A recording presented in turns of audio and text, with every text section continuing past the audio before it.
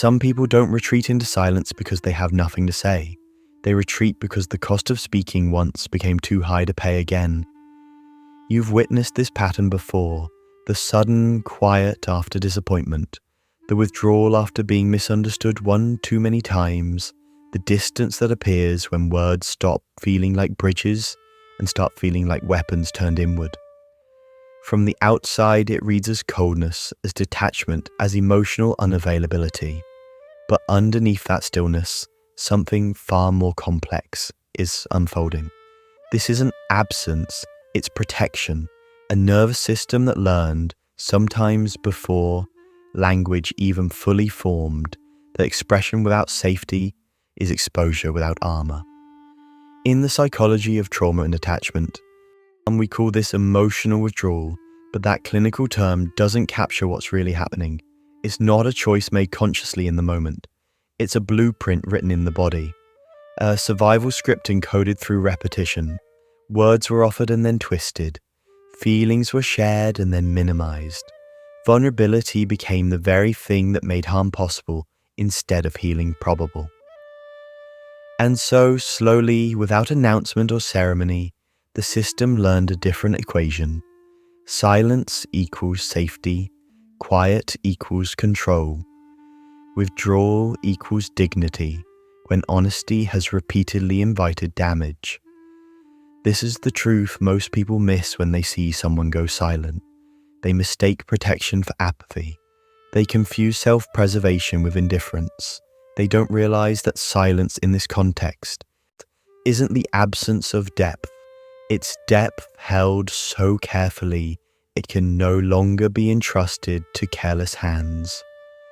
In this video, we're going to explore the hidden architecture of people who choose silence not as punishment, not as manipulation, but as the least painful option their nervous system can locate in real time. We'll trace this pattern back to its origins. We'll examine the neurobiology underneath the behavior.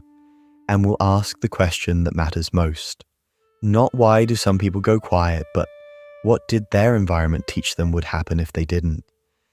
Because once you understand that silence is rarely about withholding and almost always about remembering, the entire dynamic shifts. Distance stops looking like rejection, and withdrawal starts looking exactly like what it is.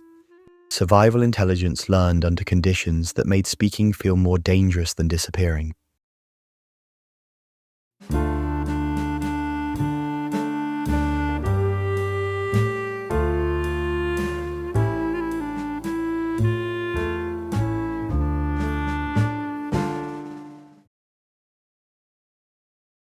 Nobody is born believing their voice is a burden. That's a lesson taught slowly, quietly, through moments that often appear unremarkable from the outside but seismic from within. Picture this: a 7-year-old runs to show their parent a drawing they're proud of. Colors everywhere, a house with a smiling sun. "Look what I made!" But the parent is on their phone, stressed about work. "Not now, I'm busy." The child tries again later. "Can I show you my drawing?" An irritated sigh. "I said not to now." The drawing gets put away, the excitement gets put away too, and something small but significant gets learned. My joy is an interruption. My enthusiasm is inconvenient. Or consider this: a 10-year-old comes home upset about something that happened at school. They try to explain, but mid-sentence the parent cuts in. "You're overreacting. It's not that big of a deal." The child tries to clarify. "No, but it really hurt when..." And they're interrupted again. "You're too sensitive. You need to toughen up." The message lands: what I feel doesn't match what I'm allowed to feel. And if I keep trying to explain, I'm the problem. It begins in childhood, usually. Not always through dramatic neglect or overt abuse, though those certainly accelerate the pattern. Sometimes it's subtler. A parent who responds to emotional expression with irritation instead of curiosity. A caregiver who treats feelings as inconveniences to be managed rather than signals to be understood. An environment where being easy was rewarded far more generously than being honest. The child learns, not through lecture but through lived experience, that certain emotions are acceptable while others create tension. That needs can be expressed only if they're small enough, convenient enough, easy enough to meet without disrupting the adult's equilibrium. Over time, this creates a fracture in the child's developing sense of self. The message isn't spoken aloud, but it's received nonetheless. Your feelings are too much, your needs are inconvenient, your inner world is something to be contained, not explored. So the adaptation begins. The child learns to edit themselves, to shrink their emotional expression, to carry more internally and reveal less externally. And this doesn't happen because the child is weak or broken. It happens because the child is intelligent, because adapting to an emotionally unpredictable environment is how young nervous systems survive when they have no other options. What began as childhood adaptation becomes adult automaticity. The body remembers what the mind might have forgotten, that speaking up once led to being shut down, that vulnerability once led to feeling unsafe, that asking for understanding once led to being told you were asking for too much. And so, silence, which started as a survival strategy in childhood, becomes the default response in adulthood. Not because the person wants to withdraw, but because withdrawal is what their nervous system knows how to do when connection starts to feel risky. Psychologists studying attachment and trauma have identified this pattern clearly. Dr. Bessel van der Kolk, in his research on how trauma reshapes the brain, describes how the body keeps the score, how experiences of emotional unsafety get stored not as explicit memories we can narrate, but as implicit maps the nervous system uses to navigate relationships decades later. When someone learned early that expression led to rupture without repair, their system doesn't forget. It adapts, and part of that adaptation is learning when to shut down, when to pull back, when to go quiet before the hurt can land again. This is emotional withdrawal. But we need to be precise about what that term actually means, because it's widely misunderstood. There are different types of withdrawal, and they don't all function the same way. Healthy withdrawal is temporary, flexible, and intentional. It's the pause you take to regulate before re-engaging, the space you create to think before responding, the boundary you set to protect your energy without severing connection entirely. That kind of withdrawal is adaptive. It's a sign of emotional maturity, of self-awareness, of the ability to modulate your nervous system in real time. But chronic emotional withdrawal is different. It's not a pause, it's a position.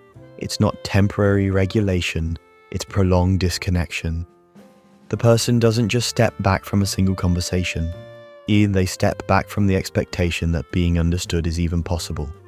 They withdraw not from conflict alone, but from hope, from the belief that closeness can exist without cost.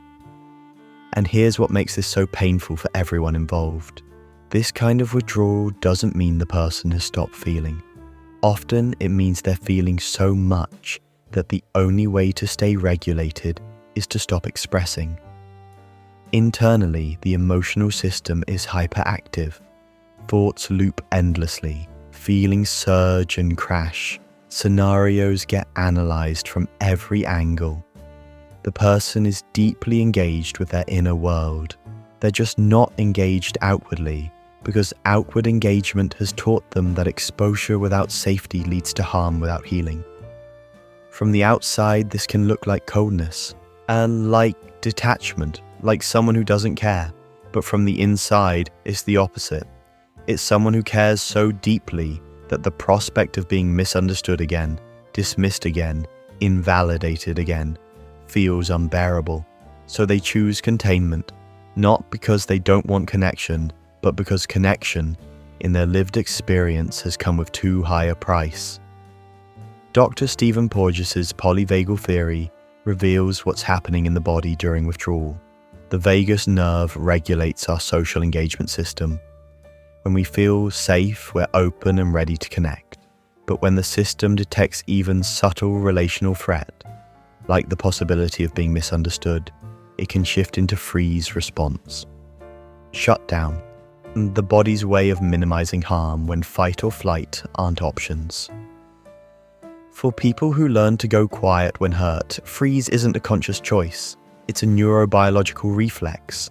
The throat tightens, words vanish, not because the person is withholding, but because their nervous system has determined that silence is the safest place to land. This freeze response was designed to be temporary, but when activated repeatedly across years of relational experiences, it stops being a state and becomes a trait. A default setting that's incredibly difficult to override, even when safety is actually present.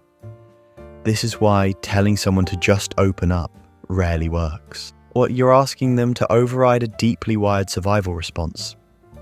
If you could step inside the mind of someone who goes quiet when hurt, you'd find something surprising.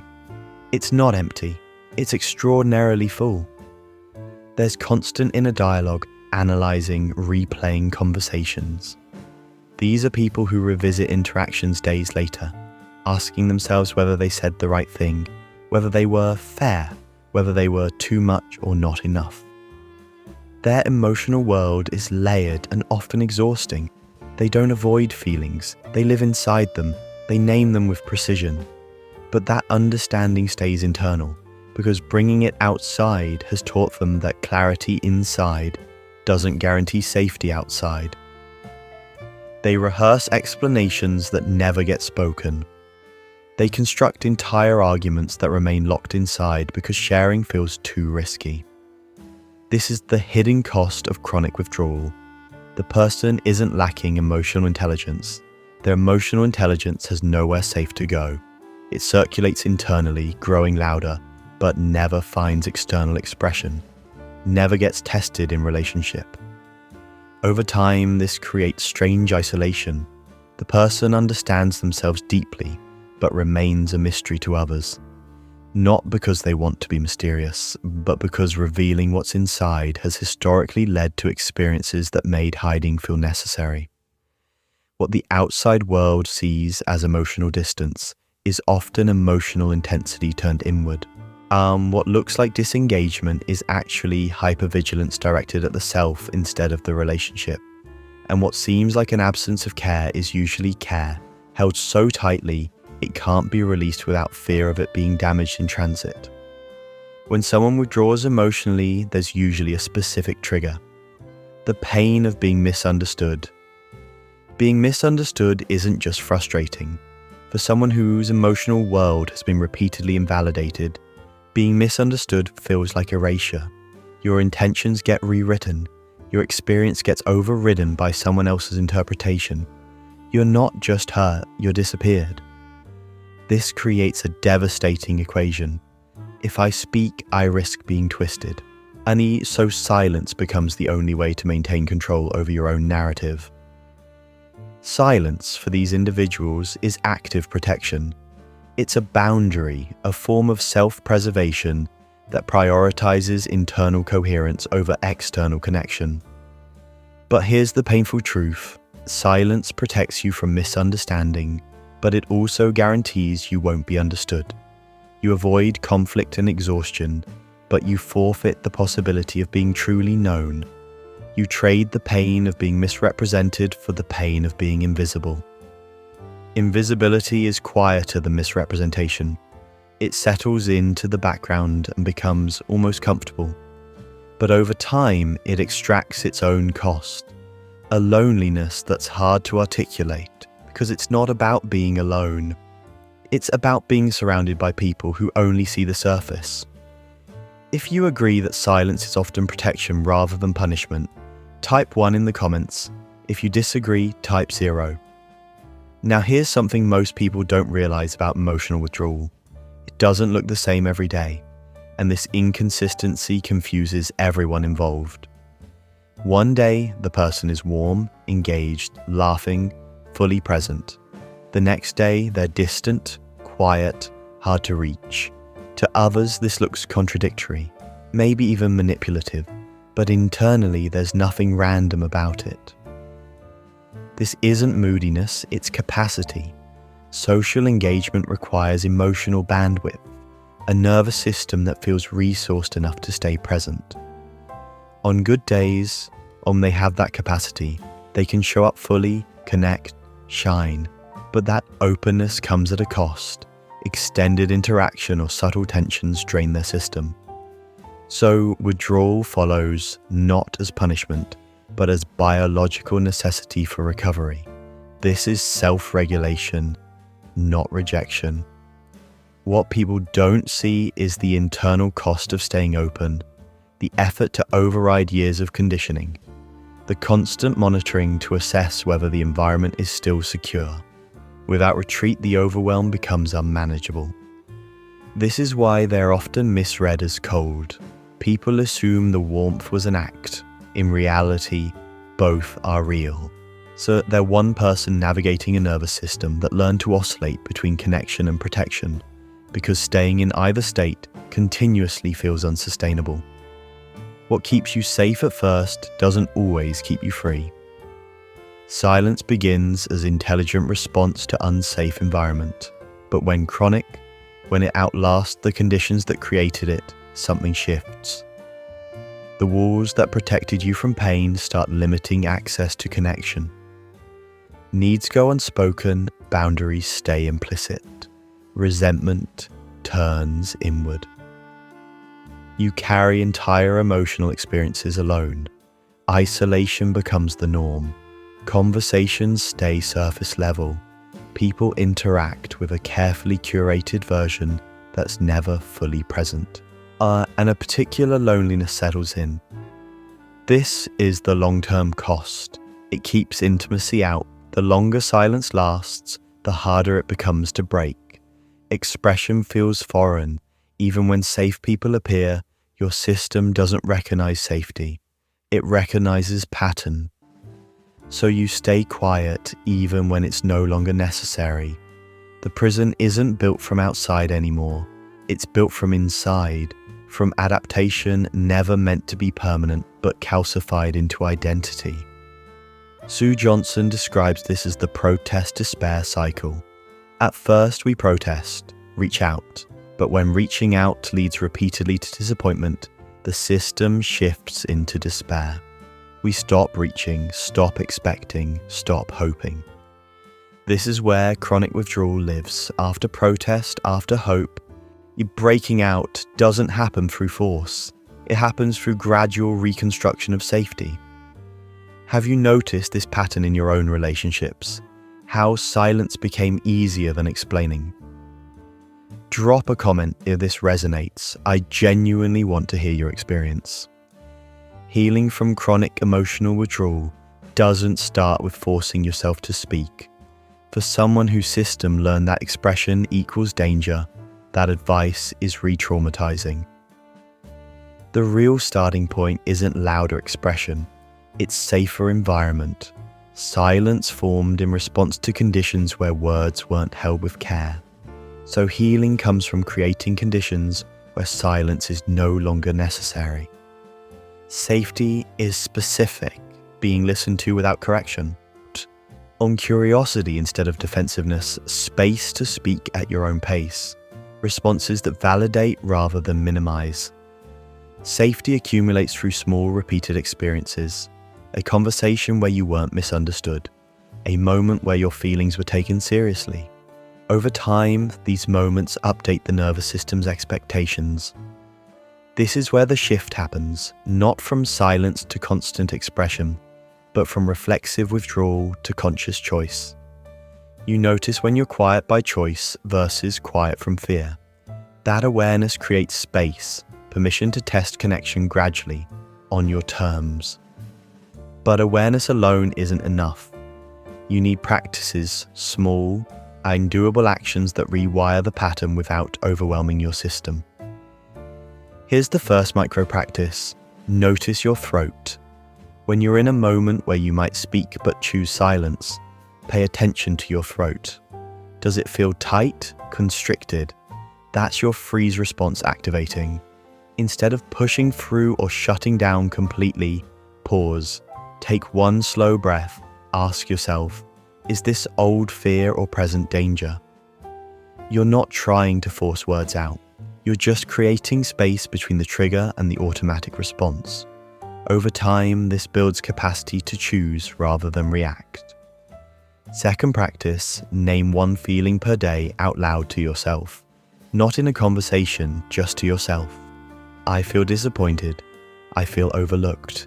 I feel cautious. When you hear your own voice naming your inner experience, this rebuilds the connection between internal awareness and external expression in a completely safe context. No one can misunderstand you. No one can correct you. It's just your truth, spoken. Third practice, start with low-stakes honesty. Not the big, vulnerable confession. Not the years of stored hurt. Start with something small. I'd prefer tea instead of coffee. I'm not really in the mood for that movie. These micro-expressions of preference train your system that speaking doesn't always lead to conflict, that your voice can exist in the world without catastrophe following. Research in neuroplasticity shows the brain can rewire throughout life. Neural pathways can be gradually reshaped through new relational experiences. But reshaping requires repetition, hundreds of safe conversations over time. Healing often happens where patience and consistency are present, where someone meets you in the silence without demanding you leave it before you're ready. Slowly, as safety becomes predictable, the need for constant protection decreases. Words return, not forced, but offered tentatively at first, then with increasing confidence. Silence doesn't need to disappear. It just needs to become flexible again, a tool you choose consciously rather than a reflex that chooses you. Which country are you watching this from? Type US if you're in the United States, type Canada, Australia, UK, or India if you're from one of those places. I'm genuinely curious where this message is reaching. If you recognize yourself in this video, in the silence, in the withdrawal, in the careful holding back, there's something you need to hear. You're not broken. You didn't fail some fundamental test of emotional health. What you did was adapt. You survived conditions that required you to become quieter, more careful, more self-contained than a child should ever have to be. That adaptation, even when it cost you connection later in life, is not a personal failure. It's intelligence under pressure, a nervous system that learned how to navigate an environment where expression didn't lead to safety. The silence you carry is the residue of survival, and survival is never something to be ashamed of. Healing isn't about becoming someone else. It's about creating conditions where the parts of you that went quiet can begin to trust the world enough to emerge. And those conditions exist. There are people, spaces, relationships where that pattern doesn't repeat, where your silence is respected, not interrogated, where your need for space is understood, not punished, where presence doesn't demand performance. This channel exists for conversations like this, for the quiet patterns people rarely discuss.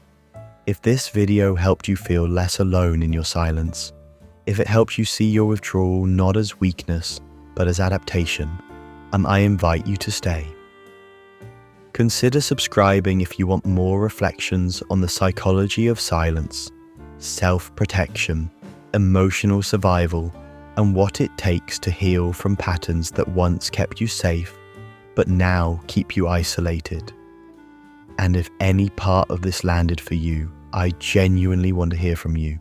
Share your experience in the comments, not to be fixed, but to be seen. Because connection doesn't always begin with speaking. Sometimes it begins with knowing you're not the only one who learned that staying quiet was the only way to stay whole. You were never broken, you were adapting. The silence you carry isn't emptiness. It's everything you couldn't safely say, held carefully until the world becomes safe enough to receive it.